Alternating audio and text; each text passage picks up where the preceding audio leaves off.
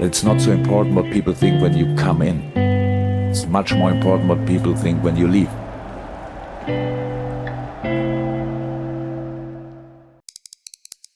지난 2013년 맨체스터 유나이티드의 전설적인 감독 알렉스 퍼거슨 경은 도르트문트에서 훌륭한 커리어를 이어가고 있는 위르겐 클롭에게 자신의 후임으로 오는 것이 어떠냐는 제안을 했었습니다. 유럽 전역을 흔들어 놓은 클롭의 개겐 프레싱은 퍼거슨에게도 큰 인상을 남겼던 것입니다. 하지만 클롭은 영광스러운 제안임에도 자신은 도르트문트에서 해야 할 일이 남아있다며 이를 공손히 거절했죠. 그로부터 2년이 흐른 2015년 위르겐 클롭이 리버풀에 부임하게 되자 퍼거슨 경은 깊은 우려를 표했습니다. 강한 개성, 완고함, 단호함, 그리고 도르트문트를 정상으로 이끈 능력, 리버풀에게 있어 위르겐 클롭은 아주 좋은 선택입니다. 리버풀이라서 이런 말을 하고 싶지는 않지만 그는 잘할 것이라 생각합니다. 과연 퍼거슨 경의 예상이 맞았을까요?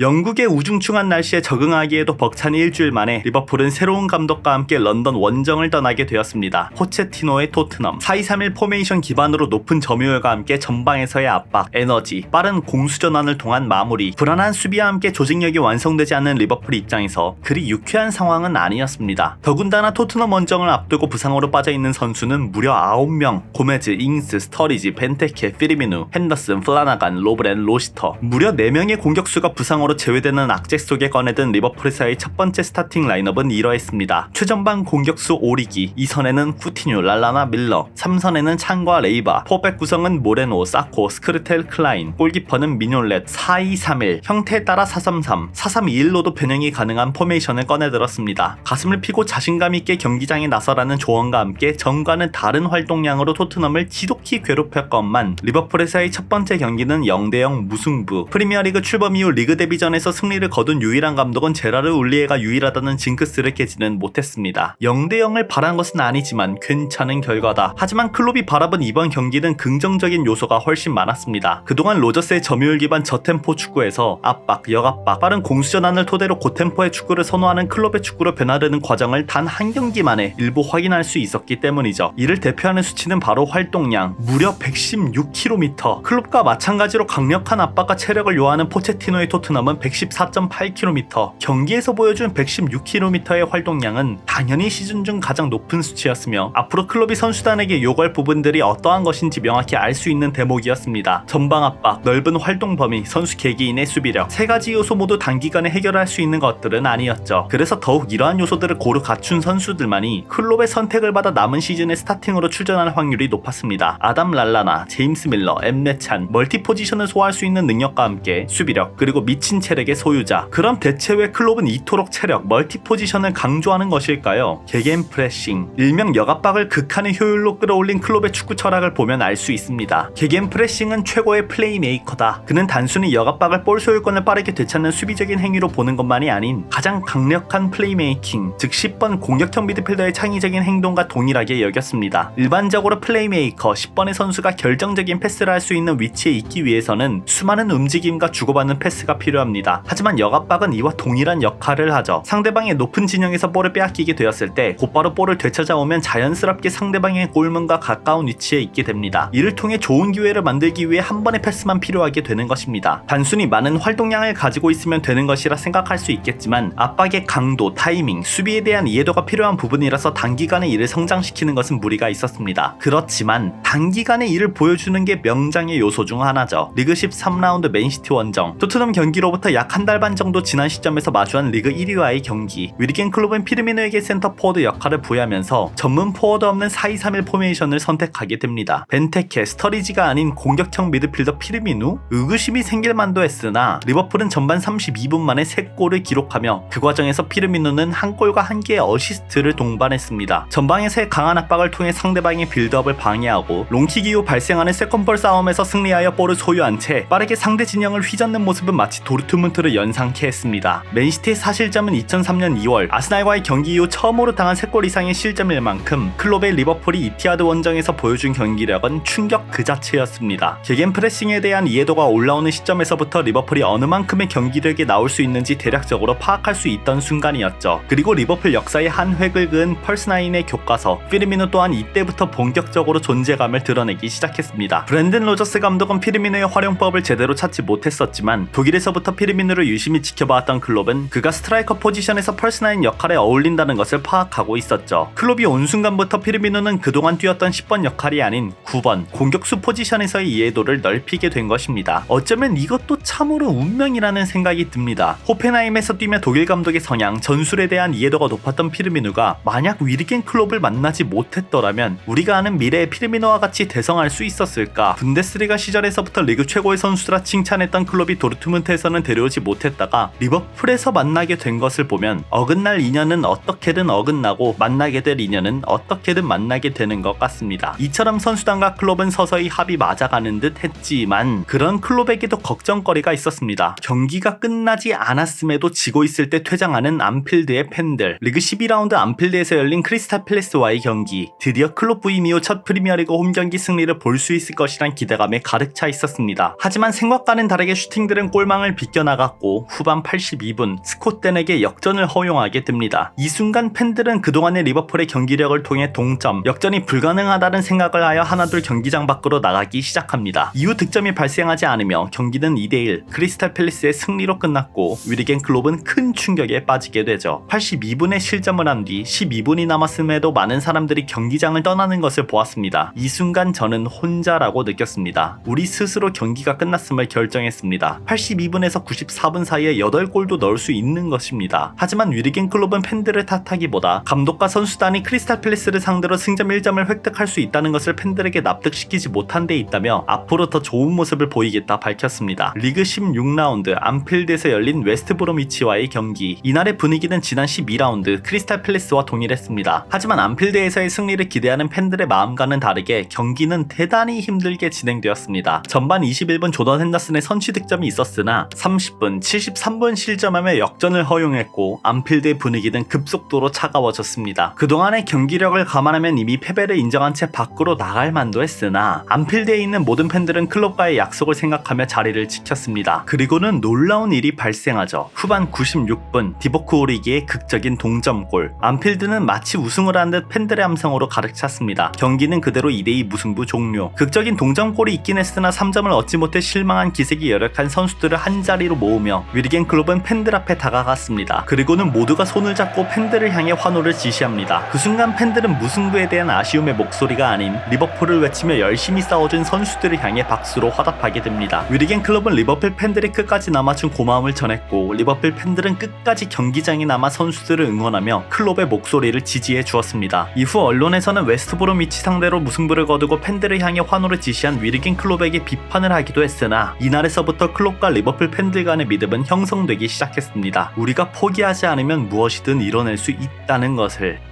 취임사에서 우리는 의심하는 사람에서 믿는 사람으로 변해야 한다. 필요한 것은 오직 시간이며 동화 같은 시작을 기대하지 말자는 위르겐 클롭의 말은 점차 현실이 되고 있었습니다. 리그 21라운드 안필드에서 열리는 아스날과의 경기. 리그 1위를 달리고 있는 아스날을 만난 리버풀. 경기 초반 피르미누의 활약에 힘입어 2대1 리드를 하고 있었으나 이후 지루의 연속 득점으로 3대2. 점차 패배의 그림자가 드리우는 후반 90분 조엘런의 극적인 동점골. 역시나 미친 듯한 함성이 울려 퍼지는 안필드. 이제는 그 누구도 더 이상 패배를 쉽게 인정하지 않았습니다. 끝날 때까지 싸우는 선수들을 위해 팬들은 자리를 지키고 선수들은 팬들의 지지에 대한 보답으로 종료 휘슬이 울리는 마지막 순간까지 죽을 듯이 모든 에너지를 쏟아부었죠. 아스날의 벵거 감독은 경기 종료 후 이런 말을 남깁니다. 리버풀은 마지막 종료 휘슬이 울릴 때까지 싸웠다.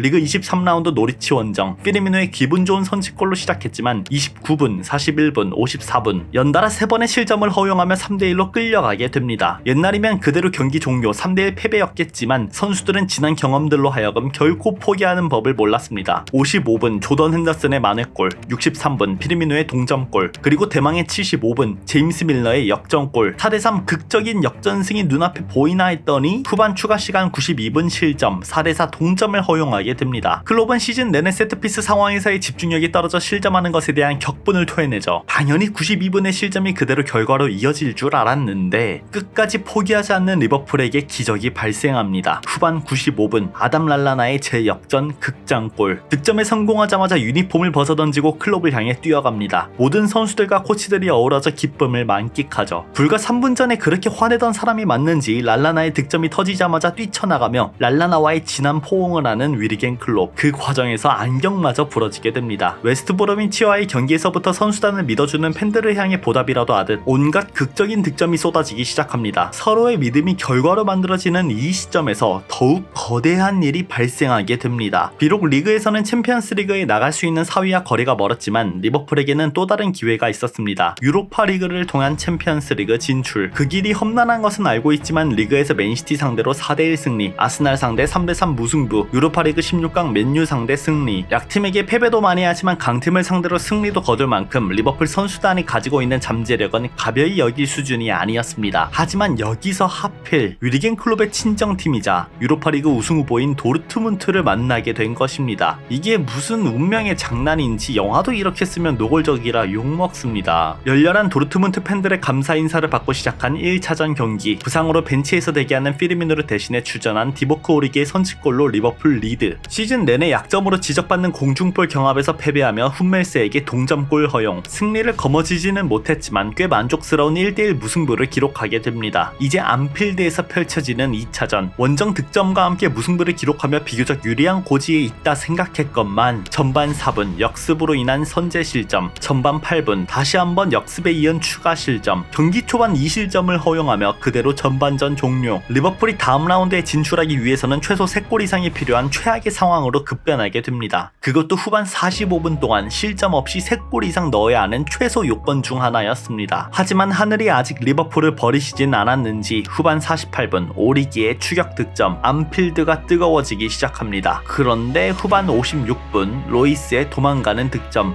3대1. 뜨거워지는 안필드 관중들을 상대로 얼음물을 부어버리는 마르코 로이스. 추가 시간을 생각하면 최대로 남은 시간은 약 40분. 리버풀에게 필요한 득점은 무려 3골. 후반 65분 쿠티뉴의 추격 득점, 남은 시간 30분. 에이스 쿠티뉴는 경기를 포기하지 않았습니다. 후반 77분 마마두 사코의 동점골, 3대3. 경기는 원점으로 돌아옵니다. 클롭의 어퍼컷과 함께 불타오르는 안필드. 남은 시간 동안 한 골만 넣으면 극적인 승리를 거머쥘 수 있는 리버풀. 하지만 야속한 시간은 그렇게 흘러가고 추가 시간 4분이 주어집니다. 후반 90분 밀러에서부터 시작된 프리킥. 스터리지가 다시 밀러에게 건네주고 크로스. 로브렌의 역전 헤더 득점, 4대3. 총합 스코어 5대4 역전. 안필드에는 유일 네버 워골른이 울려 퍼집니다. 믿기시나요? 불과 몇 개월 전 스스로 패배를 인정하며 경기장 밖으로 나가버리던 팬들이 이제는 3대1인 스코어에서도 포기하지 않고 선수들과 함께 기적을 만들어내고 있습니다. 팬들이 결과를 다 보지 않고 떠나는 행동을 두고 그들에게 비판하는 것이 아님, 감독과 선수단이 보인 퍼포먼스에 대한 설득력이 없었다며 앞으로의 발전을 기대해달라 부탁한 위리겐 클롭. 웨스트 브로미치와의 2대2 무승부임에도 선수단을 모아 끝까지 자리를 지켜준 팬들에게 인사를 건넨 위리겐 클롭. 이날 도르트문트를 상대로 보여준 안필드의 기적에는 지난 몇 개월 동안의 노력과 믿음이 숨겨져 있다는 것을 잊어서는 안 됩니다.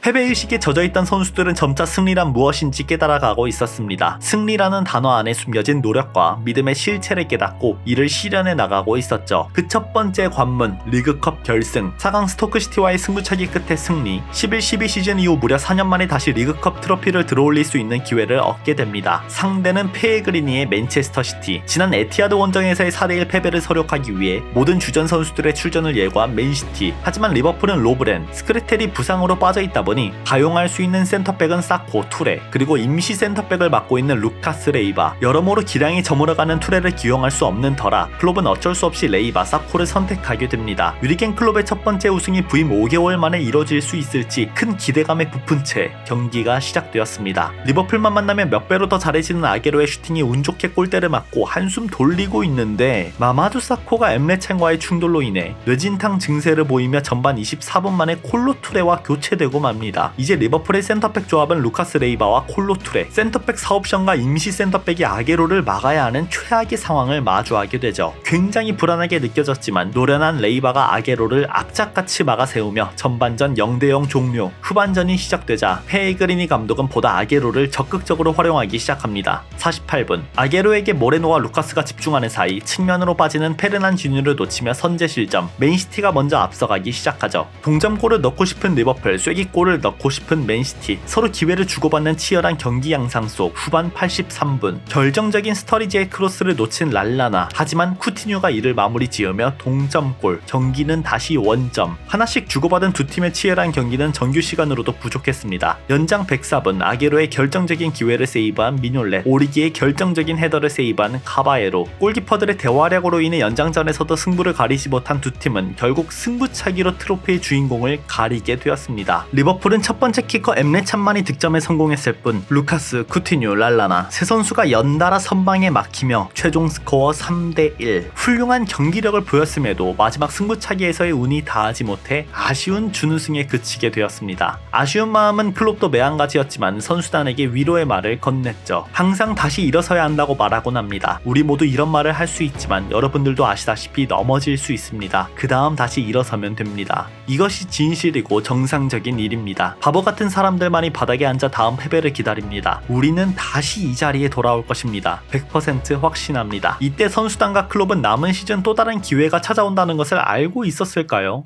유로파리그 8강 도르트문트를 상대로 극적인 승리를 거둔 리버풀은 4강에서도 거침없었습니다. 스페인의 비아레알을 상대로 총합 스코어 3대1, 완벽한 승리와 함께 결승전이 열리는 스위스 바젤을 향해 나아갔습니다. 이미 2달 전 리그컵 결승전에서의 패배를 경험한 리버풀 선수단은 두 번의 쓴잔을 마시고 싶어하지 않았죠. 당연히 그 누구도 연이은 준우승을 원하진 않았지만 특히 이번 유로파리그 결승전이 중요했던 이유는 챔피언스리그 진출권이 달려있었기 때문입니다. 프리미어리그는 진작에 포기한 상태였다 보니 현재 순위로 는 유럽 대항전 진출조차 할 수 없었고, 만약 챔피언스리그 진출권을 놓친다면 오로지 국내 리그만 소화해야 하는 터라 선수 영입 측면에서도 라이벌 팀과 비교해 불리할 수밖에 없었습니다. 리그컵과는 비교할 수 없는 부담감과 기대감이 공존하는 결승전이었죠. 리버풀의 상대는 유로파리그 2연패를 기록 중인 세비야. 이번 대회 우승을 통해 전무후무한 유로파리그 3연패 도전. 리버풀은 00-01 시즌 이후 15년 만에 유로파리그 우승에 도전장을 내밀었습니다. 부상으로 온전한 몸 상태가 아니었던 핸더슨은 벤치 스타트, 밀너가 주장 원장을 차며 선발 출전, 선수단 몰래 다이어트 약을 복용하며 구단 내 출전 정지를 받은 사코를 대신하여 콜로투레가 왼쪽 센터백으로 출전. 안 그래도 불안한 수비진인데 모레노와 투레가 함께 나서게 되었습니다. 경기 초반부터 양팀이 치열한 공방전을 펼치는 가운데 전반 11분 밀너의 롱킥을 받은 피르미누, 이후 페널티 박스로 진입하는 과정에서 세비야 선수의 손에 맞는데 파울로 인정되지는 않았습니다. 심지어 바디 컨택도 있었는데 말이죠. 전반 26분 쿠티뉴의 패스를 크로스로 연결하지 못한 모레노, 골킥이 선언되지만 리플레이에서는 손으로 건드는 장면이 포착됩니다. 허허. 전반 34분 쿠티뉴의 패스를 받은 스터리지는 감각적인 아웃프런트 킥으로 세비야의 골망을 흔듭니다. 수비수들은 반박자 빠른 아웃프런트 킥을 아예 예측조차 하지 못했죠. 제대로 분위기를 탄 리버풀은 쉴 새 없이 세비야를 흔들었습니다. 전반 39분 스터리지는 침투하는 피르미누에게 패스를 주는데 공의 진행 방향이 이상합니다. 리플레이로 돌려보니 역시나 핸드볼. 하지만 심판은 그대로 진행. 이후 추가 득점은 기록하지 못한 채 전반전이 종료되었습니다. 후반전 45분만 버티면 트로피가 눈앞인데 시작 15초 만에 세비야의 동점골 1대1. 완전히 정비가 되지 않은 상황에서 집중력이 흔들리며 허무한 실점을 하고 말았습니다. 후반전 계획을 이행하기도 전에 빠른 실점을 해버린 터라 이 순간에서부터 리버풀 선수단의 몸은 무거워지기 시작합니다. 후반 63분 세비야의 역전골, 후반 69분 세비야의 쐐기골. 단 6분 만에 연이은 실점을 하며 전의를 완전히 상실한 리버풀은 남은 시간 동안 만회의 득점을 기록하지 못하고 다시 한번 우승의 문턱에서 트로피를 놓치게 됩니다. 시리에 빠진 선수들, 그리고 결승전에서 5연패를 기록하며 준우승 전문가라는 불명의 타이틀을 얻게 된 위르겐 클롭. 모두에게 힘든 밤이었습니다. 클롭은 어떻게 이날의 아픔을 극복했을까요?